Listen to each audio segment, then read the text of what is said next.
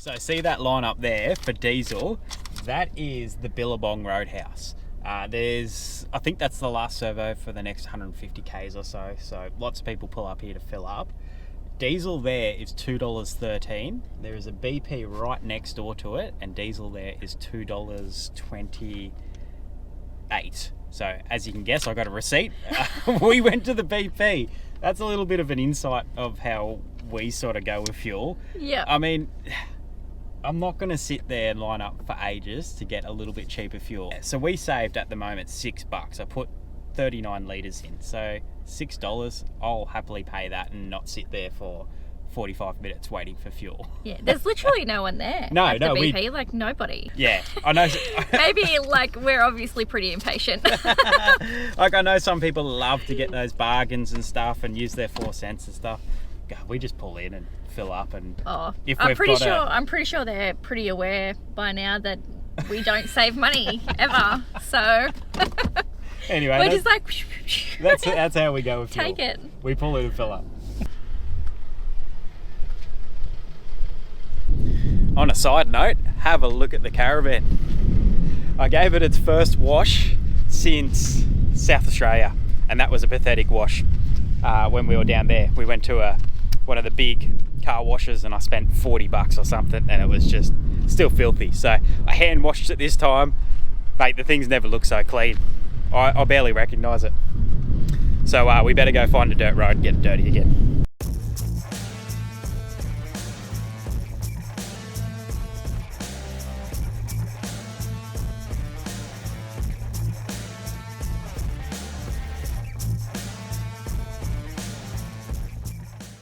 Well, I told you it wouldn't be long before we'd find another dirt road and dirty that clean Caravan up. So we're pulling into Murchison House Station. The joint looks pretty cool, to be honest. I've seen a few videos on it, and yeah, it's a station, obviously, and I think it's a what an idiot. Anyway, they've got animals here. It looks pretty cool. It's on a river, and it's not far out of Kalbarri itself, and it's not far at all from the turn-off to the Kalbarri National Park. So the idea is we'll spend a couple of days here, go explore the national park, and apparently there's plenty of 4B tracks in the station itself, so that should be quite cool. hopefully we can get in because we haven't booked. Yeah. So Well, it says on Wiki, bookings advised, but in school holidays. Oh, did it say bookings advised? in the description. Oh. Yeah. Oh. Anyways, we haven't, so see how we go. Some enchiladas for dinner. Yum. Hey, actually quite lucky we did get in here because even though Murchison Station is 350,000 acres, they have how many sites? 20 something. 25 sites. So it's a bit of a different setup than we thought. It's not just a paddock and you just roll in. They've got allocated sites and yeah, first in best dressed at the moment. Luckily they did squeeze us in, so quite I good. think we had our choice of like 2 sites. Pretty much, yeah. But look at us. Trackies, jumpers. It is bloody cold here. It is. This is like our first proper cold night in a long time. But that's all right because we got a fire pit. So got the fire cranking. Yeah, should be a good night.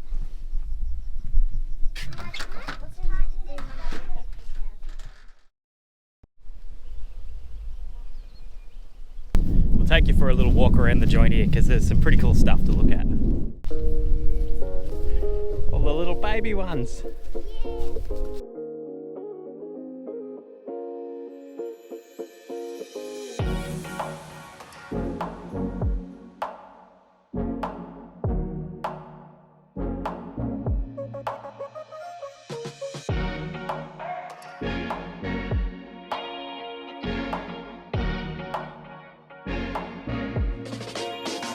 So this was built in the 1860s, and that box over there, the Farrier box, is 100 years old, or possibly more than 100 years old. I absolutely love seeing stuff like this.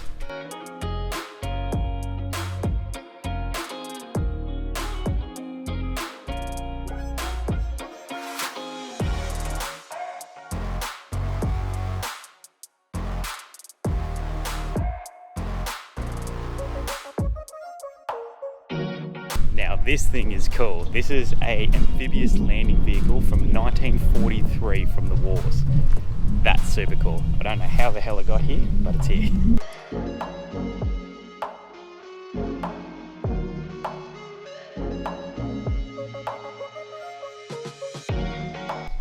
Got a look at this cottage now, built in 1858 by convicts, Eric. Yes, they're just working on it at the moment. They're trying to fix some stuff up.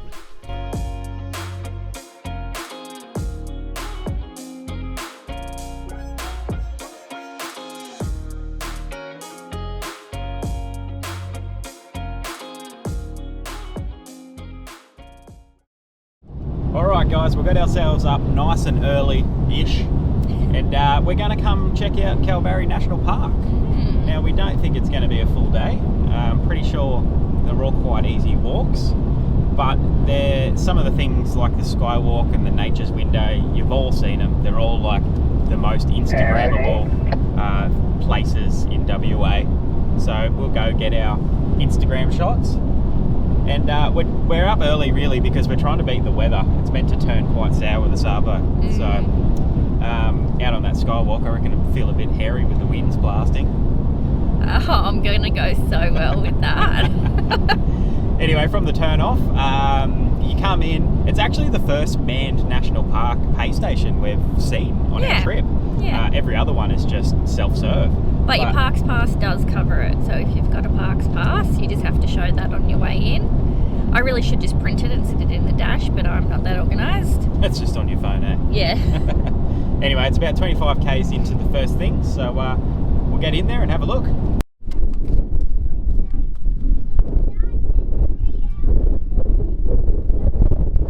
Whoa.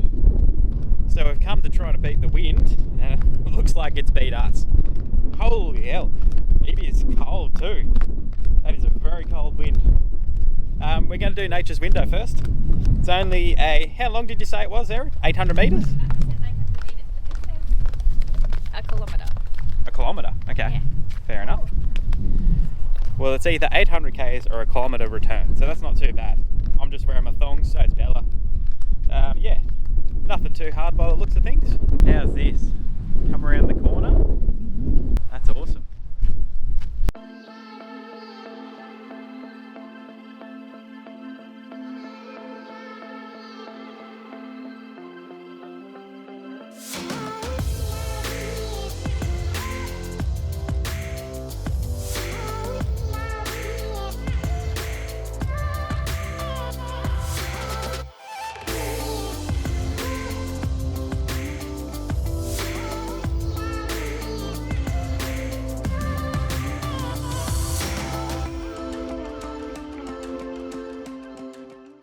Well, that's us. We get in there, 5 minutes, take some photos, we're out. We don't tend to hang around for a long time in places like that. No. I don't know, we have a look. There's so many people wanting to get their photo and stuff as well. So. It's not even busy right now, but even just with 2 other couples there wanting to take photos. You feel like you've got to be in and out. You feel like you're taking up everyone's time and they're getting impatient. And they're probably not, but there was a lovely family there that took some photos for us and stuff. Yeah, so thank you to them, who I don't know your name. The wildflowers are absolutely beautiful over here. Stunning. It's crazy how quickly the landscape changed from barren, deserty looking area to this. It's awesome. It's like a really, I don't know, like iconic Australian landscape, don't you reckon? Yeah, it is. It is. Anyway, let's go up to the Skywalk now and have a look from up there. Our pants. Oh, you might. Is that what a baby kangaroo looks like? Yep.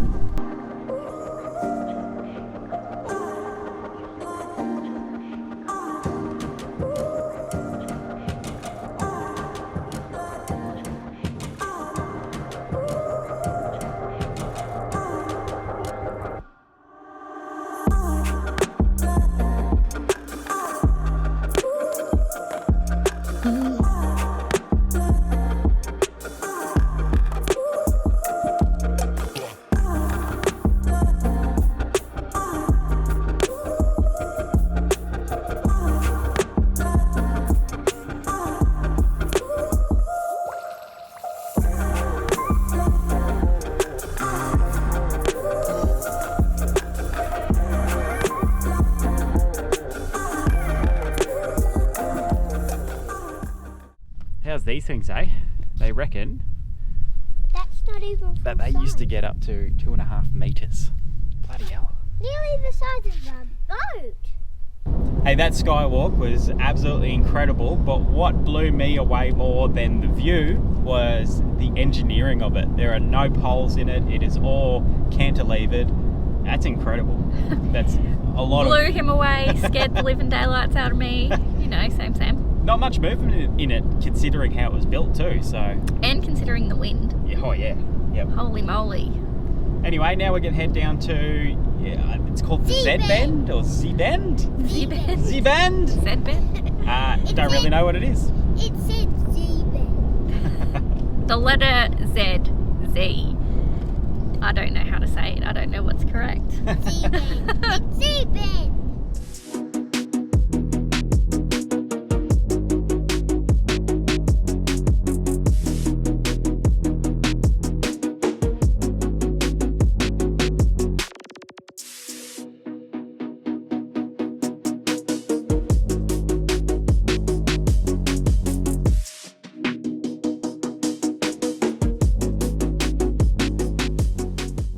Alright kids, see this?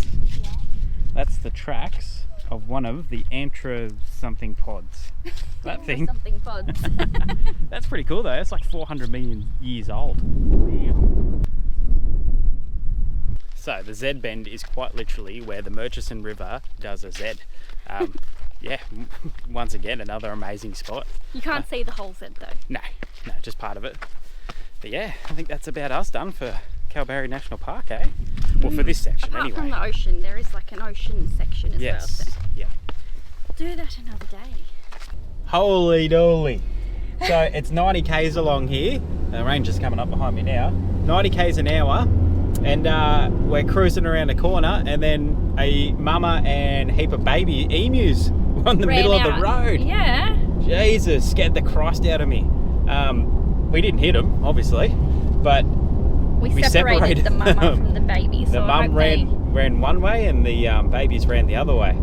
But yeah, they'll regather hopefully. And yeah, Slow anyway. down, guys, emus. Sorry, there's just cars. I'm just like willing telling them to slow down. We've come for a little drive into Kalbarri just to check it out. It's only 10 minutes, 9 k's from the campground. I'll tell you what, It is a gorgeous little town. I Yeah. love it. surprising. When you hear people talk about Kalbarri, I think of like dirt areas and inland. I didn't realise it was a beautiful little sleepy coastal town. Yeah, it reminds us of somewhere near where we grew up, Sawtell. Yeah, It is just gorgeous. I really like it. yeah. You got this beautiful little river mouth. Obviously, I'm pretty sure that's the Murchison. They got little hire boats in there and a marina and stuff. But yeah, it's beautiful. Beautiful.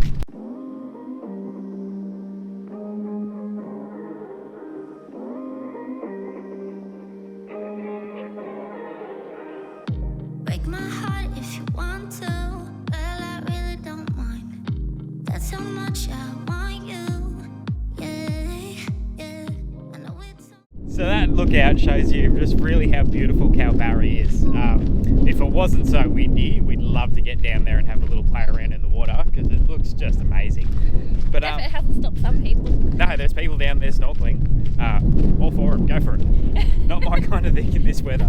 But if you got kids, take them down to that park because it's absolutely amazing. I just love some of these WA towns are set up so well for families. So we've just driven up to what would be the southern, am I on the right way? South. Yeah, the southern part of the national park, which is the opposite side of Kalbarri. Just gonna have a bite of lunch, a bite to eat. And when we pulled up here, I got out of the car and I said to Darren, "Oh, it's good. It's not too windy here. It would be good to make lunch." I don't know what was happening, but it just blew up 2 seconds later. So Everything started blowing away. started all our lunch losing stuff. everything. Anyway, we'll have something to eat. We'll go check out which is this one we're at there. I think it's Rainbow Valley. It's a lot closer than I thought. I thought we'd have a bit of a drive out town, but there's the houses just over there, so it's literally across the road.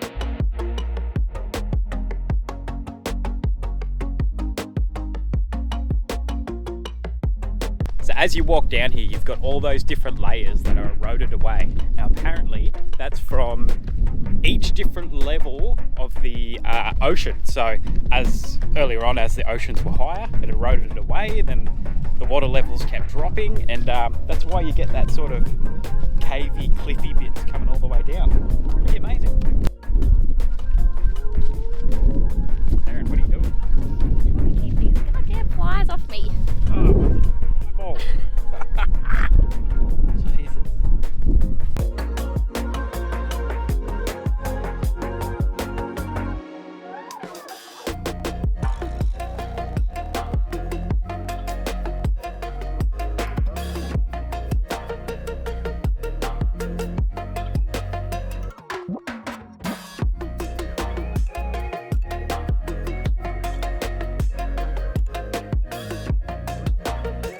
How's this? All these dark circles with the halo rings around them, they're bacteria colonies from 400 million years ago. That is absolutely insane.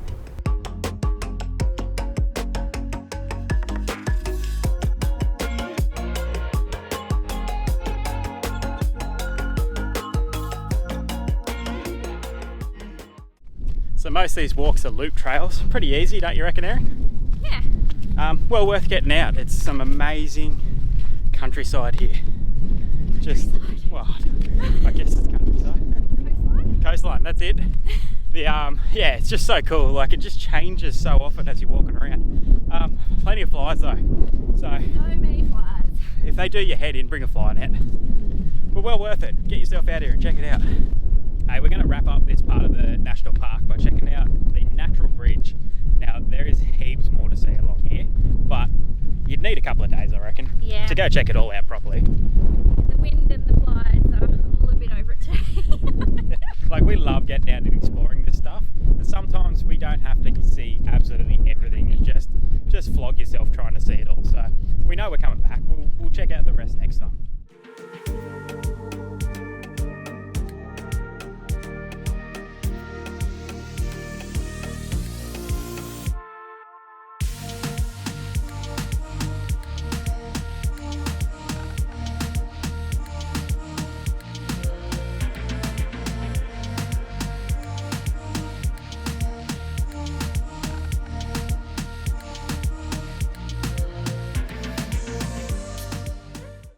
Alright, so we're all hooked up, ready to head off today, and it's a good time to show you a new toy, the iCheck TPMS, the Tyre Pressure Monitoring System. Now, like I said before, we've been looking into these before we left on our lap, but I never bought one because I was always unsure about whether you'd pick up the Caravan tyres. But what we got sent out from these guys is the 8 sensor tyre pressure monitoring system and a little repeater. So all I've done is I've wired that up into the back of the canopy, just straight into my 12 volt system, and that's just transferring the signal from the tyres in the Caravan up to this. I'm pretty sure even with the length of our setup it'll work without it, but having that there just means we definitely always going to have the connection. Now I was a little bit hesitant hooking this up. I thought it was going to be a little bit of a muck around, but it was super simple. So all you've got to do is screw your tyre pressure monitors onto your valves, and then go through your menu and do the setup. And it was super easy. You just set your limits of what you want your high pressure and your low pressure, and then your temperature. So it also has a temperature warning, which is pretty cool. So I don't know if you're going to be able to see this properly, but it's really cool. It has a connection setting so you can disconnect the Caravan. So when you set up at campsite and you unhook your van, you don't want this thing screaming at you saying you've got no tyre pressure. So you hold the set button and the plus button for 3 seconds, do a little beep, now that Caravan's disconnected. So opposite way, when you hook it back up, hold it again, another 3 seconds, hooked back up. Now, the other thing I was always curious about with monitoring systems like this was what happens when you drop your tyre pressures. But these guys have put in a little setting. If you press the set button 5 times, it goes to an off-road setting. So when you drop your tyre pressures, it's not going to scream at you the whole time, because it is quite loud, the beeping on this thing. It's not going to scream at you the whole time telling you that you've got low tyre pressures. So I think that's really cool. Once again, press that another 5 times and it just goes back to standard mode. And what it does when it sits on your dash, it flicks between your car pressures and temperatures, and then your Caravan pressures. I don't know if you can see it right now, but I'll try to get some close-ups of it so you can see how it actually works. And that just sits on your dash, got a little sticky pad on the bottom of it. Away you go. So happy with it. We've been using it for a good 2 to 3 weeks now, and yeah, can say it's really good. The other thing, if you want to buy one yourself, we've got a discount code. Now or never on their website. We'll chuck a little link in, but yeah, I'm really happy with this. Absolutely wrapped. Is a bit of a toy for Alex, but it actually makes me way more relaxed in the car as well, because I'm constantly looking out the windows thinking we might have a blown tire or something, because I'm a stress head, but now I don't have to worry. Yeah, we've actually had times in the past before where it's felt like we're losing tire pressure or we've lost a tire just on some really bad roads, but obviously now we don't have to worry about that. It'll let us know before we even think we've it would have been so good to have on the gear. It would have been. That was mainly where it happened, and Uber data, but anyway. Yeah, definitely like a cool investment. Yes.